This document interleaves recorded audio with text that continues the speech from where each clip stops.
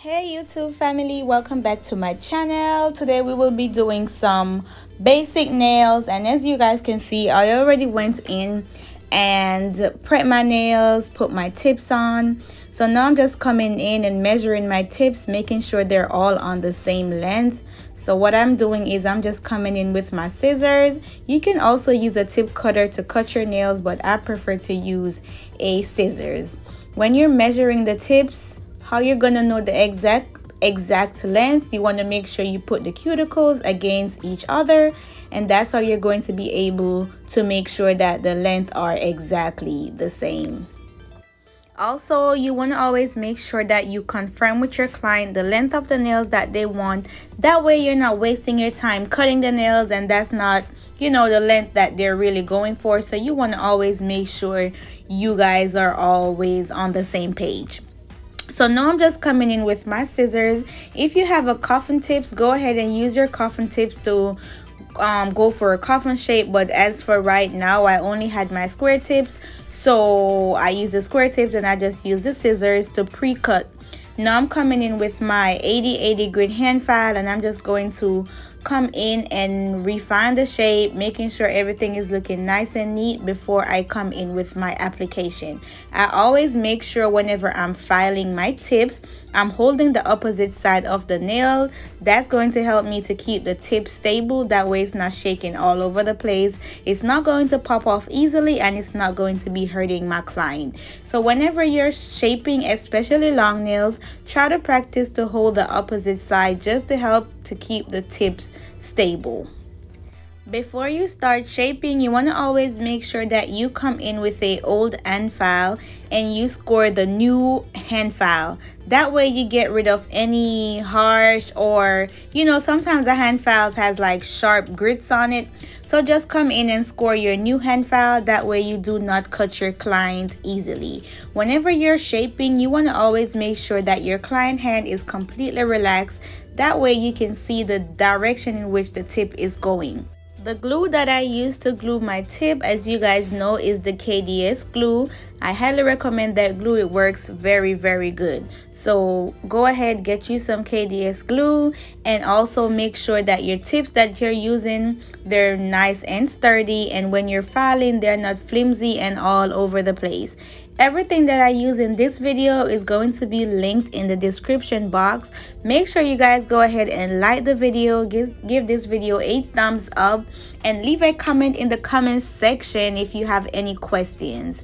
So as you guys know, whenever you're done, you have to come in and get the edges nice and straight as well. One thing for sure, I don't do too much when I'm shaping in the beginning. I just pre-shape. I'm not doing the magnifying mirror shaping at this point, because after the application your shape is going to shift again. So don't waste too much time perfecting the shape. So now I'm coming in and I'm just blending the ledge of the tip where the tip was glued. You always want to make sure you do that. That way your application is going to be nice and smooth. And sometimes if you're using like a transparent powder, if you do not blend the tip, you can see through where the tip is. So you want to always make sure you blend that. Of course, dust your nails off before you come in to prep. That way you get rid of all the excess dust. Now I'm coming in with the Young Nails dehydrator swipe, that's what it's called, and I'm just going to dehydrate the nails. And the monomer I'm going to be using today is the 876 monomer. So what I always do before I start working, I leave my brush in my monomer. That way it's completely saturated and nice, so whenever I'm ready, it's ready to go. So now I'm coming in with my protein bond, and I'm just going to prep the nails. I usually do this 2 times. You see that crack on the side of the nail? That happened from the dehydrator. Most dehydrators are very aggressive and sometimes crack the tips. So this pink that I'm using today is called Bubble Pink. She chose this pink. I was trying to get her to use one of my newer pinks, but she was like, no, I want Bubble Pink. So I'm like, okay, Bubble Pink it is. So today I'm going to be shooting for a 1-ball method. So as you guys already know, just before we get into it, when you're doing a 1-ball method, you want to always make sure that you have your liquid to powder ratio down. So the bigger the bead, the more monomer you need to keep in your brush. So of course, if we're doing a one ball method, we're going to keep most of the monomer in the brush. So what you want to do is go in your monomer, lightly tap away from you towards the client, and then you're going to come in your powder and press. So you want to pick up a large bead for a one ball method. So just make sure you practice your liquid to powder ratio, because that is very important in doing one ball method. So let's jump right in the application. So as you can see, I already placed my first bead, and whenever I place my first bead for the one ball method, I place it just above the cuticle area, making sure my client's finger is tilted downward. That's where gravity is going to naturally allow the powder to flow to the tip of the nail. So when you're doing a one ball method as well, you want to always make sure that your structure is right. You see that just now I came in with an extra bead and I placed it right there. My apex was not looking right, and I decided to come in with more beads and place it right there. That way my client's nail does not break easily. So not because you're doing a one ball method, if you see something, you will not fix it. You have to fix it before you move on. So that pinky finger, I had to come in and give it some more strength, because then my client nail is gonna break super easy, and that's the last text I want to receive 3-4 days later. So like I said, I'm going to come in with a big bead. Place that just above the cuticle, not exactly in the cuticle, because you want to allow space to tuck the acrylic back in the cuticle area. Tuck, tuck, tuck. Like you see, I'm patting very gentle. You don't want to be too aggressive with this, because the acrylic is already taking its form and it's already doing the work for you. All you need to do is guide and control your acrylic. When you're doing a one ball method, you want to make sure you're building your apex along the way. Don't let all the acrylic just flow to the tip of the nail. So you want to make sure you're controlling your acrylic in the apex area. That way the one bead is going to cover all the structures of the nail. So the least amount of powder is going to be at the tip of the nail. So you definitely want to learn control and not letting the acrylic flow to the tip. Make sure you're always cleaning up your sidewalls. That way you keep the shape of the nails. So now we're going to be doing another one. So like I said before, completely saturate your brush. Never work with a dry brush, because if the brush is too dry, it's not going to pick up the acrylic properly. So completely saturate your brush, come in your powder, then you're going to place this bead just above the cuticle, never exactly in the cuticle area. Press, press, and release. Making sure when you release the bead, you kind of introduce it to flow to the tip of the nail while you're controlling it. If you ever feel like your acrylic is moving too fast, what you need to do is hold the acrylic in place for like 5 seconds, and then you release it. So as you can see on this application, I'm making sure that I'm building my apex. I'm not allowing the bead to just flow to the tip of the nail just as I place it. I'm pushing the acrylic back, and I'm making sure my nail has all the full strength that it needs to build the nail properly. So one ball method is not just about placing it and the acrylic runs to the tip. It's also about using one acrylic, one bead to build the nail properly. And if you didn't get that at one shot, you can always come back with smaller beads and finish building, especially your apex area.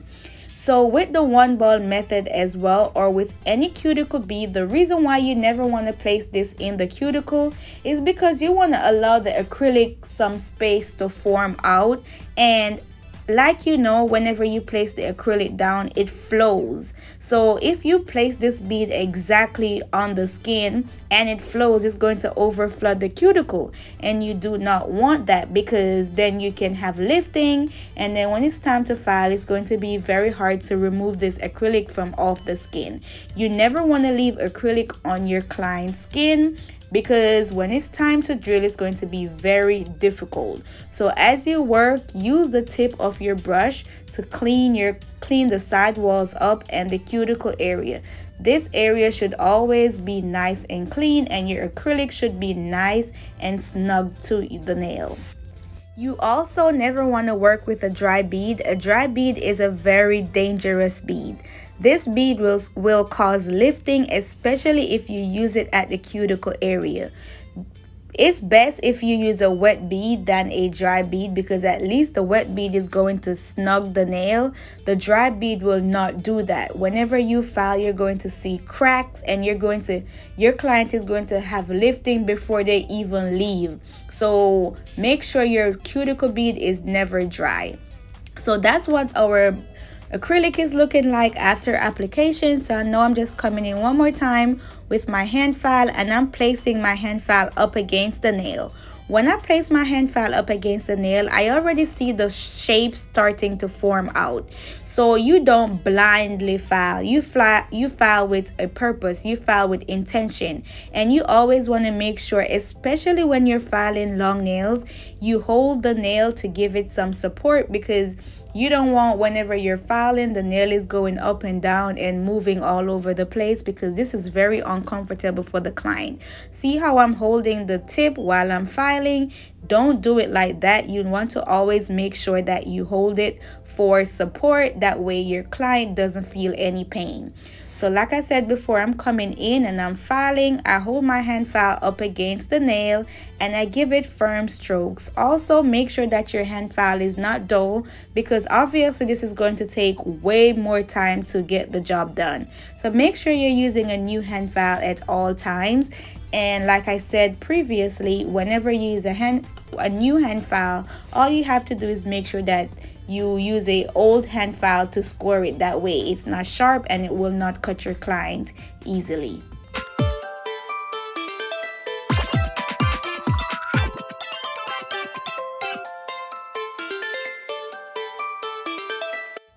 You guys already know by now that whenever you're done shaping, you need to turn the client's hand and look at it from the client's view. This is what the clients are seeing, so you want to always make sure you look at it. This is the time to fix any errors, any mistakes, any touch-up you want to do. This is the time to see that and fix anything that needs fixing. So don't be afraid to turn your client's hand and look at it. So that's what we're working with. That's the shape. So now I'm coming in with my drill, and my drill is at like 21,000 RPMs. You do not need to start at 21,000 RPMs. You can start at 14,000. Work your way up as you get comfortable. Whenever you're drilling, you want to hold your bit completely flat to the nail. That way you're covering all the surface of the nail. So do not just like hold it at the tip or at the belly or at the end.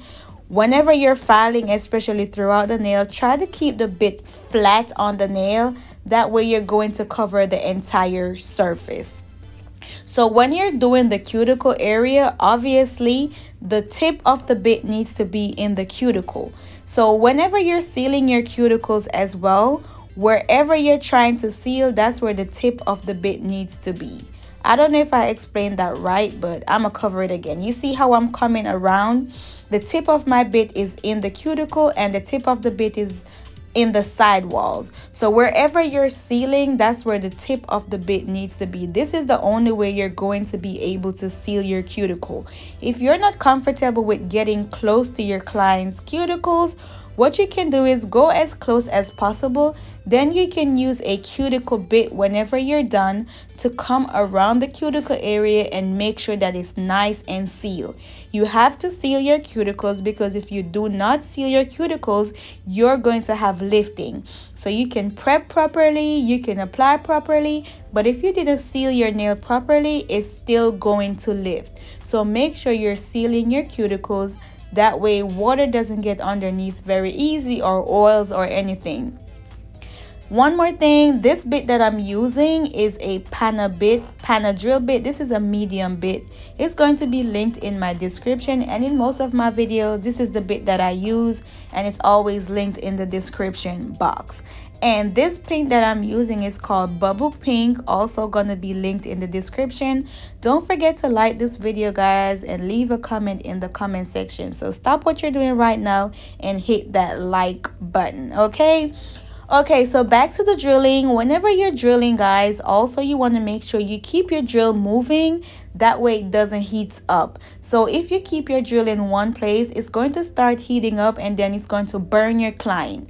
So don't go over the same spot like too much. You want to keep the drill moving, and then you can come back if you see something that still need fixing. You can always come back and then move, come back again, move, but don't just stay in that same spot for a period of time, because the drill is going to heat up and it's going to cause friction.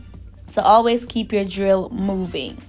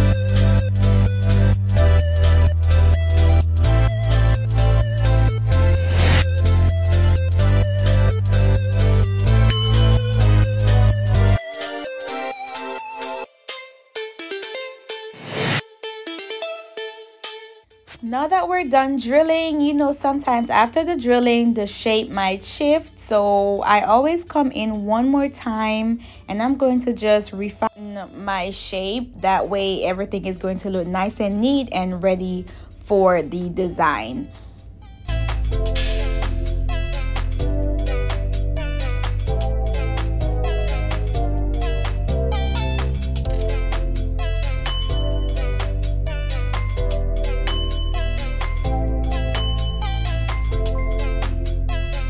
After I'm done shaping, I'm going to send my client to wash her hands and remove all the dust from my station. That way I have a nice clean work area.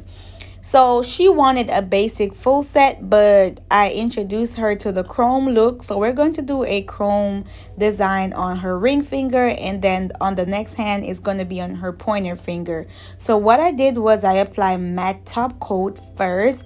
That way when I'm putting my chrome on, it's not going to stick to the nails easily. Like, you want to protect that chrome by all means necessary. We all know that chrome is messy, so we got to do it right. So this is the hard gel that I'm using. You can find this on Amazon. So what I do is just basically take it out the jar, roll it up, and then just put it in the matte top coat while it's wet. If you do it like this, it's not going to move. So even if you're doing a shiny look, whenever you put it on, put it in the wet top coat and then you cure it. This is going to I'm sorry for I keep saying this is going to keep the hard gel in place. So that's how you fix the hard gel.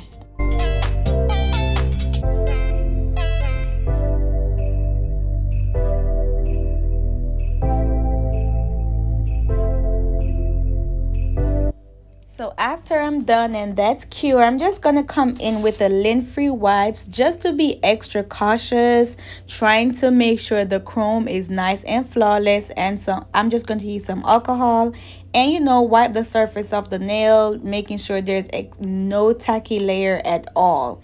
So now I'm gonna come in with some black polish, and I'm just gonna go over the hard gel, and wherever I need my chrome to be, that's where I'm going to be putting the black polish. So you want to always make sure you cover all the areas. Make sure that black polish goes everywhere, because wherever you didn't put the polish, the chrome is not going to stick. I definitely hate working with chrome, so whenever I'm doing it, I'm always so extra cautious. Like, I could never get my chrome to look super clean. Like, sometimes I get it, sometimes I don't, to be honest with you. I don't know, but so this time it actually did not come out too bad. It looked super cute and it wasn't messy at all. So yeah, like I said, make sure you put all your black polish wherever you want your chrome to be, and then you're going to cure that, and then you're going to come in with your chrome and rub the chrome over it. Whenever you're rubbing the chrome, you want to always make sure you use enough chrome, guys. Don't be afraid to use the chrome and rub it in, because if not, it's not going to look good. And also, you want to also make sure that you cure your black polish properly, because if you do not cure that polish properly and you come in with your chrome, it's going to be a hot mess, and you can see bubbles through the chrome, all that extra stuff.